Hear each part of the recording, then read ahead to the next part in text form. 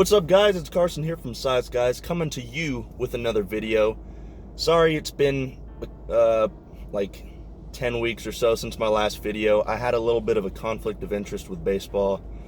Maybe one day I'll be able to tell you about it once baseball's over. So anyways, today we're focusing on how to build strength and size at the same time during the same workout. More specifically, we're hitting chest. We're working out with Mitchell again today, so he will be helping out with that. And I hope everybody had a great Thanksgiving, but without any further ado, let's get into it. So like I said, we'll be talking about how to build both size and strength in the same workout, essentially killing two birds with one stone. So what this whole thing is about is what we call power building. If you didn't already know, power building is a compound word of both powerlifting and bodybuilding. Powerlifting first, obviously, and bodybuilding second.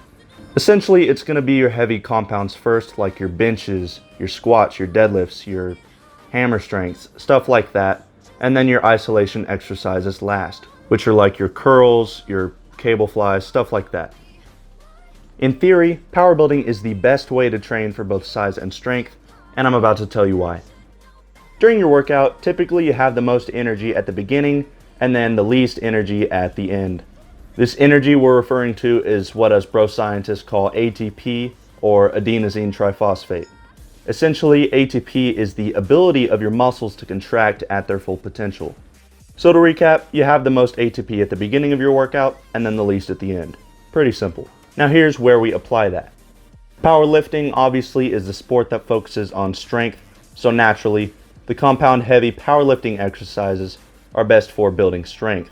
Now, building size is definitely possible, and it does happen with heavy compound exercises, which is great. That works out. However, that's not the main focus of powerlifting. These heavy compound exercises have the main focus of progressive overload, and they are more demanding of your ATP than bodybuilding exercises for size, since you need full effort contractions for strength overload. Because of that, heavy compound exercises come first when you're most in need of that ATP. Next come the bodybuilding isolation exercises. If you've ever played around with the pump you get from isolation exercises, you've probably noticed it's pretty easy to get a good one regardless of how far you are into the workout. That's because the weight is irrelevant and all that matters are the stretch, contraction, and the time under tension. It's possible to get a pump from 5-pound dumbbells, but you don't need maximum ATP in order to curl and squeeze 5-pound dumbbells. So we put these isolation exercises at the end of the workout. So to go over this workout you're seeing here, we started off with heavy bench in the moderate rep range, which is a good basis for strength overload. Once we were done with that, we moved to incline hammer strength, a good compound exercise where we can start to squeeze our chest a little bit better than we can on bench. After that, we moved to dumbbell flies in the higher rep range, heavy for a good stretch at the bottom or light for a good squeeze at the top.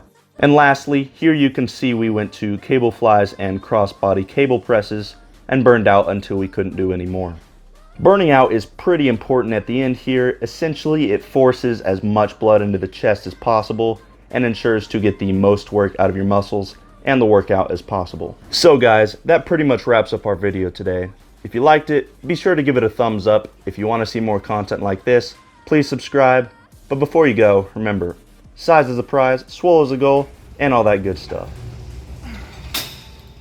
Jesus.